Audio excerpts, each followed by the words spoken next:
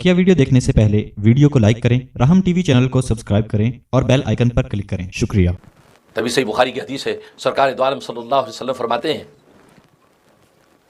फरमाया कि जंगल में एक शख्स ने आग जलाई। अब आग जलाई तो पतंगे आने लगे। आप जानते हैं आग जलती है तो जंगल के पतंगे रोशनी देकर उधर आने लगते हैं।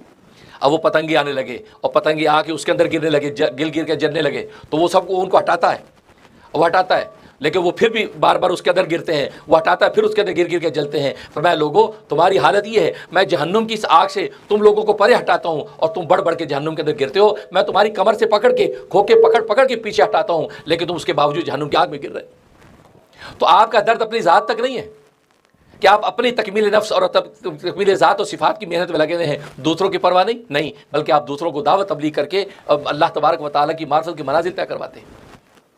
क्योंकि बस औकात सिर्फ अपनी फिक्र में लगे रहना और दूसरों का दर्द उसके अंदर ना हो तो अल्लाह तबारक व तआला को अदा पसंद नहीं आती।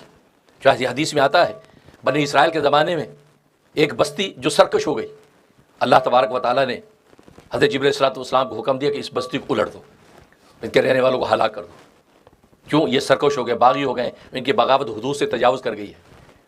हज़रत जिब्रील अलैहिस्सलाम फरमाया कि ऐ रब्बुल जलाल, इस बस्ती में वो जो फलां आदमी, वो तो बड़ा आबिद है, बड़ा जाहिद है, हर वक्त तेरी इबादत और ज़िक्र अज़कार में है, यहाँ तक कि एक सरे मुँह इन्हें राब भी तुझसे तेरी नाफरमानी नहीं करता, तेरा इतना फरमा बरदार बंदा है, क्या उसको भी इस बस्ती के अंदर हलाक कर दूँ? कहा कि हाँ, उसको भी हलाक कर दूँ।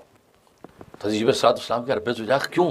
वो तो तेरा बड़ा नेक बंदा है, हर वक्त तुझे याद करता है, हर वक्त तेरी जो है वो इबादतों में लगा रहता है। क्या फरमाया अल्लाह तबारक व तआला ने? फरमाया कि ये अपनी ज़ाती इबादतों में तो इस कदर मुनामिक है, हर वक्त मुझे याद करता है, लेकिन पूरी बस्ती जो सरकश है, मेरी बगावतें करती है, मेरे हुक्मों को पामाल करती है, उस पर इसके दिल में कभी कोई दर्द और तकलीफ नहीं उठती कि मेरे अल्लाह का हुक्म टूट रहा है, इसको कोई दर्द हो, तकलीफ हो, इसको मेरे हुक्मों के टूटने कोई परवाह नहीं है, लिहाजा इस हलाकत के अंदर इसको भी हलाक कर दो। इसका मतलब ये हुआ कि अल्लाह की ज़ाहिर है कि जब सच्ची मोहब्बत महबूब से हो तो महबूब का हुक्म टूटे तो आपको दर्द होना चाहिए।